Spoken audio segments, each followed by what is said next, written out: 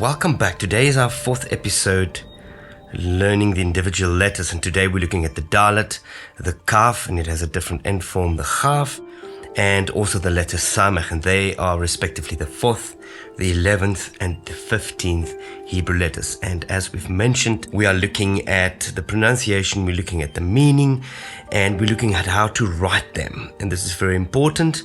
All of this is important because as you learn the meaning of the letters, it'll later empower you to dig deeper into the meaning of the root words that we find in ancient Hebrew. Without further ado, let us jump straight into the 4th Hebrew letter, the Dalet. Now the Dalet is basically a tent door. It's basically a tent flap. And because of this, and you can see it in both the modern and the pictographic script, it has the inherent meaning of movement, of entering, the whole idea of coming in and out of a tent, and then also the idea of hanging, of dangling, which you find with an ancient tent flap covering the tent's entrance.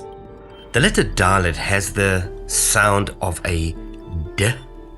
It is our English D, so literally just D.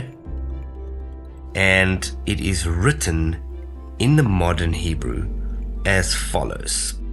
You'll see there is similarities in some of these letters. The Dalet has a little roof at the top and then a line extending down, but there's a small extension to the top right that needs to be included. Okay, so you have a roof and a line coming down, and just take note that little extension occurs at the top right. The Dalet in the ancient Hebrew is very much just a tent door. It has a little top line and a circle going down, and it just represents the idea of a tent flap.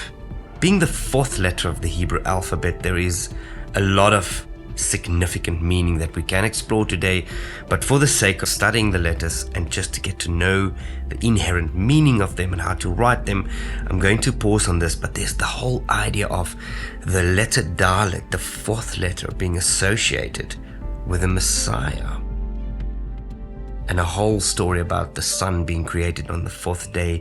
And when you look at the 4th commandment, or the 4th important matter as found in Exodus 20, you see that the Dalet is almost a port of entrance. And this is symbolized by the 4th commandment being about the Shabbat, almost as if you have to enter into a value system by entering into God's rest. And only then does it make sense that you value people and possessions and relations, etc.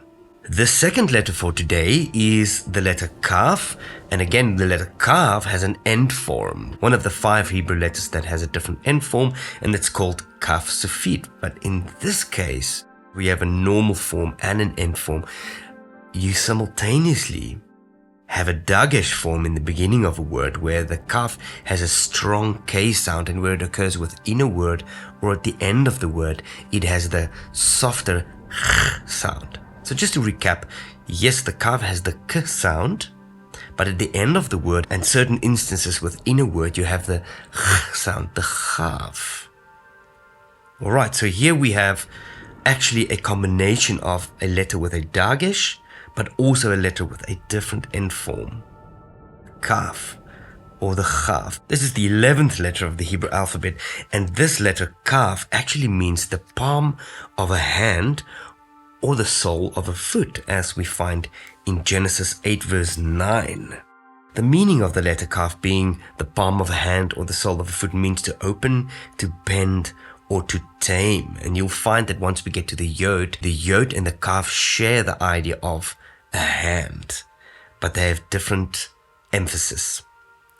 The one has to do with servanthood, and the other one almost have to do with resistance, with taming. The KAPH is written as followed in the beginning. It looks like our letter C, like that. And again, when it's in the beginning, it often gets a dagesh in, like that. And at the end of a letter, it looks very similar to the Dalet. This time, again, it extends below the line. And you'll see there's a similarity that we find with the nun in the non-sequentially, where the non-sequentially actually looks like a vav. In this case, the KAPH SOFIT looks like a Dalet. But again, the line extends slightly below the imaginary horizontal line. KAPH SOFIT. And in the ancient Hebrew, we write KAPH as follows. You can see it's a little circle like that and 2 lines down, and that represents the hand. It represents the palm of a hand. And as I've mentioned, almost think of the KAPH as a letter that represents resistance, bending, taming. Our third letter for today is the 15th Hebrew letter, and this is the letter SAMECH. Now, there's a whole story behind SAMECH, is that in the ancient world, SAMECH wasn't really actually found in the text. It was known as the letter sin. And why this is now for a moment complex is when we get to the letter shin, you'll find that depending on where you put the dot on the letter shin, it can either be pronounced as shin or sin.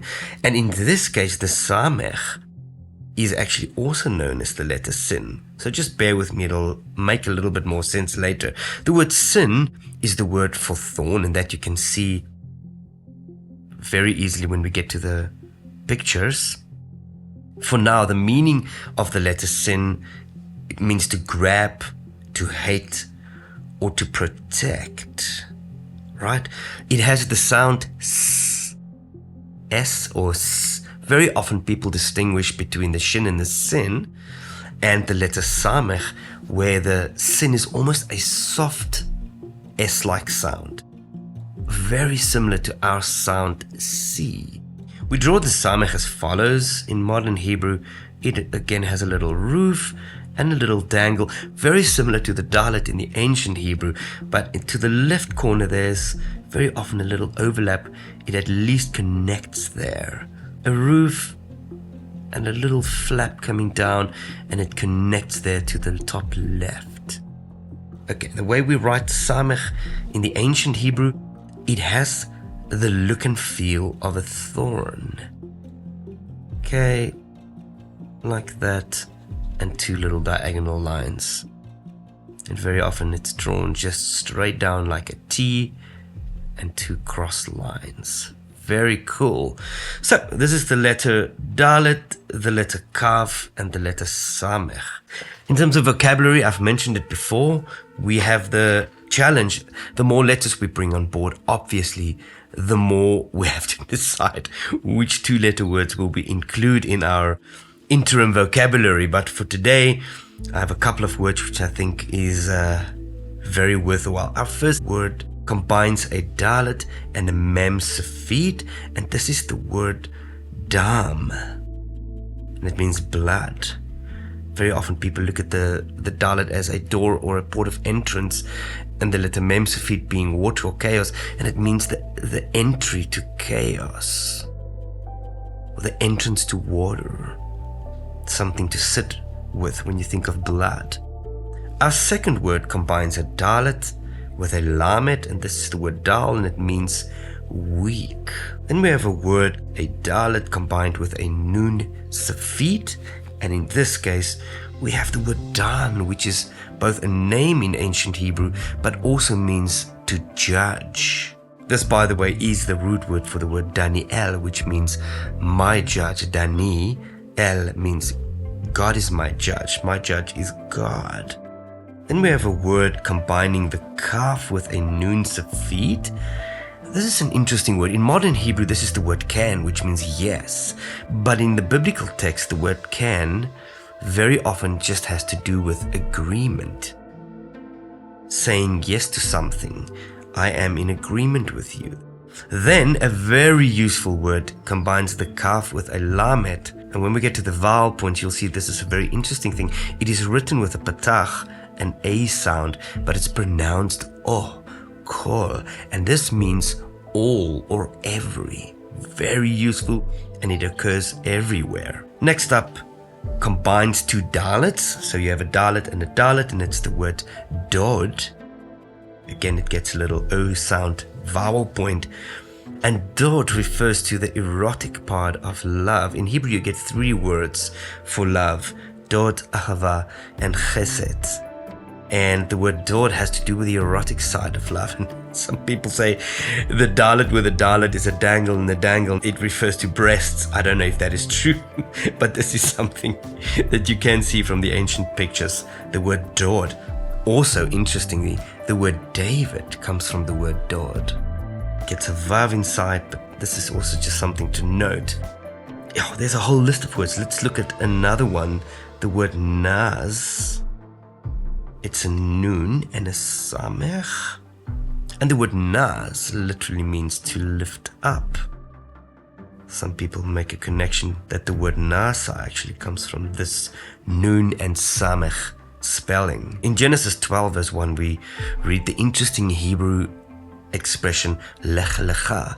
It combines a lamet and a KAPH SOFIT twice, and depending on the vowel points, the one word means to go forward and the other one means towards yourself. Abram, go find yourself, go towards yourself. Difficult and interesting, and when we dig into the text, we will look at all these different meanings. I think that's where we stop for today. We have a dam, we have dal, we have dan, we have the word can, we have the word kol, dod, nas, lech, and lecha. Thank you very much. See you next time when we look at the kuf, the resh, and the shin or the sin. Take care and be blessed.